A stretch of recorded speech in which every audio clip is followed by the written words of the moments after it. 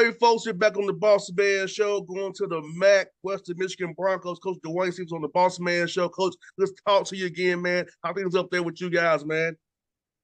Things are going pretty good. Can't complain at all. I hear that, Coach. Let me ask you, man. Tell me about the growth in your program from year one to year two, and what you've seen culture-wise and on and off the court with your young men that you have in your program, Coach.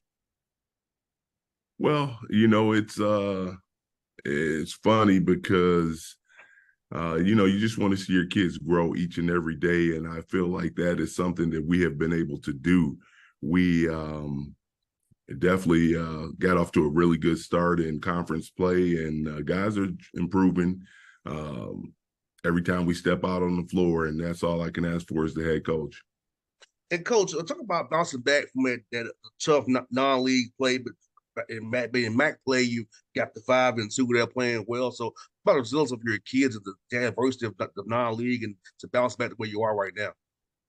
Yeah, so we put together a very competitive non-league schedule, and we didn't fare as well as maybe we would have wanted to. We had some close losses, and hopefully, and I think we learned from that, and it helped us propel us to a good start in the MAC play. But it's early, and we're just learning and trying to get better, man.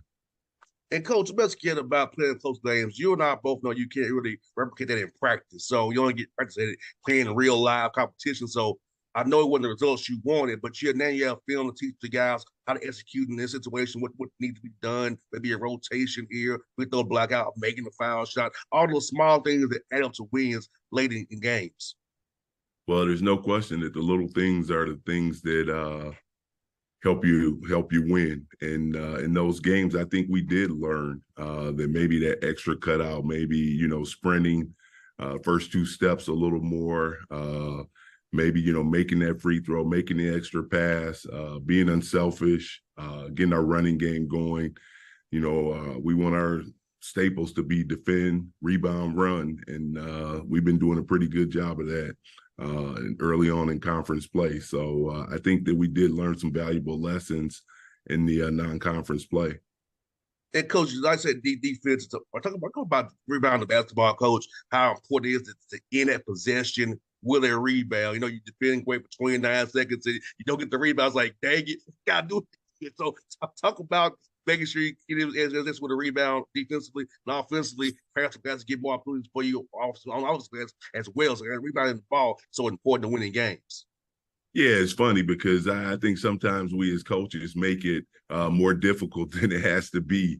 The team that gets the most rebounds usually wins. The teams that has the least amount of turnovers usually wins. So we just go and attack it every day. We want to be physical with our cutouts. We want to be physical and relentless in terms of our pursuit of the ball on the offensive end. And it's worked out well for us in the early going. And Coach Stevens, I was talking to a young man high school the other day. I was telling him about college basketball. A lot of it is defensive rebounding are want to things. Those things you just want to do. You want to get on the floor, those loose balls. So talk about for a young man listening to this interview in the high school out there that how defensive rebounding and the hustle can get you scholarship if you do the right things on film and do those things and be a fit on a team. You do those small things there. Well, obviously you have to have a certain level of talent. I think the aggressiveness, the willingness to be physical and rebound the ball and show effort are things that are going to attract coaches to you and maybe separate you from other prospects. When we go out, one of the things that we look for, obviously, is that effort and that toughness that we want in our program. And, sometimes we would take maybe a lesser player if a kid is more physical and gives, greater effort on the floor. He may not be as good a scorer as another prospect, but we think we can help him in that area just because of his work ethic and his ability to play at a high level and play with a high motor. And Coach Stevens, also you have some balance going on your roster too this year. Since these guys are averaging 8 or more points, two of them double figures. Talk about how important it is for that ball to move without a ball energy. Make sure everybody's involved. So defense have to have a conflict on who they're going to defend. Key on one or two people that defend the whole team. Yeah, so it's interesting because we talk a lot about every kid that we get was the best player on this high school team. So when you come to college, there has to be a level of sacrifice that you're willing to kind of give in or submit to, and the best teams are the teams that share the ball moves. We talk about going from good to great in terms of getting up shots, and will I pass up a good shot to get my team a great shot? And I think those are all important things. So when that ball moves side to side, it breaks down the defense and it gives us a better chance to get a high percentage shot. No doubt, making defend those multiple actions, defending those multiple actions, those front side, second side actions, because you and I both know guys can like this how you defend the first action pretty well. Second action, you get 34 actions. Dudes, this one starts to go down really fast. If you move that ball, you can get you a great shot late in that clock for your teammate and make those. If you make them, even better. But see, you have an open shot. We call it. Yeah, the more you move the ball, the more player movement, ball movement you have, the greater chance you have for getting good shots and breaking down the defense. So when you have a team that's willing to move the ball and share the ball with one another and play unselfishly, I think that's a recipe for winning. And coach, talk about Seth Hubbard, man. What he's meant to your team on and off the floor, man. Yeah, so Seth is an extremely talented player. He can score the ball with the best of them. Off the court, he is one of the best teammates that a guy could ask for, a coach could ask for. He does a really good job of sharing with his teammates. He's a kid that comes from down in Atlanta, and he grew up in a home where there's not a lot that he couldn't have.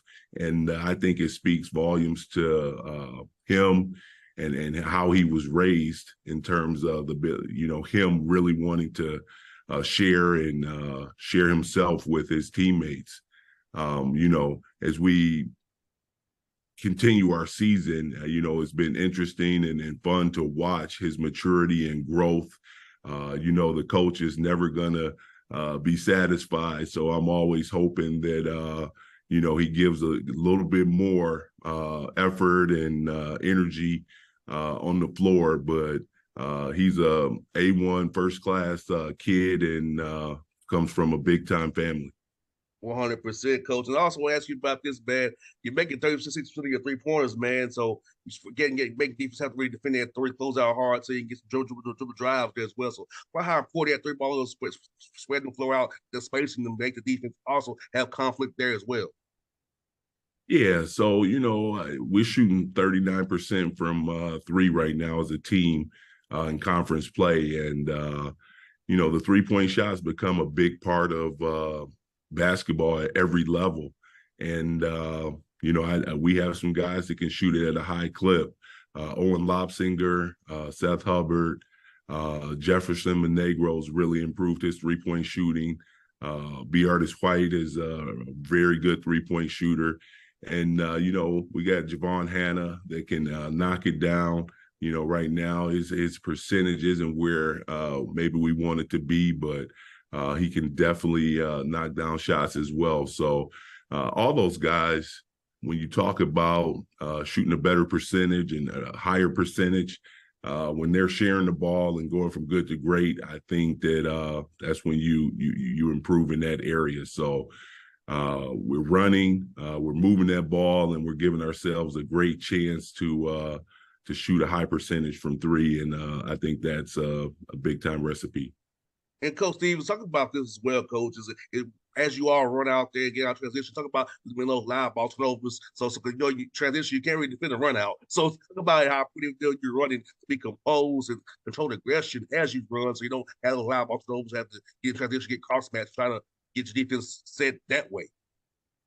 Yeah, so we talk about our offensive rebounding being the best transition defense there can be because people can't run out, and if they want to run out, then that's going to give us a free reign to the offensive boards. And when we do get the ball on the other end, we want to push it, and we allow all those guys to bring the ball, and I think that creates some matchup problems. And our guys have been doing a really good job of making good decisions. In the half court a little bit, we probably turned it over more than I would like to. So that's one of the things that we really got to continue to work on. But we're getting better in every area. Thank God January, not March. That's all we can Exactly. Exactly. Hey, we got time to get better still. That thank God for Yes, that, man. sir. Yes, sir. And coach, talk about the back, man. I look at the settings, man, and man, you are a tough league as always, man. Great coaches. So for you being year two, man, with the gauntlet you have coming up, talk about the league as a whole, how you did non-league overall the league, and how tough it is every night in the MAC for those who don't see the MAC where you and I do. Yeah, so every night you're going to have to bring it in the MAC.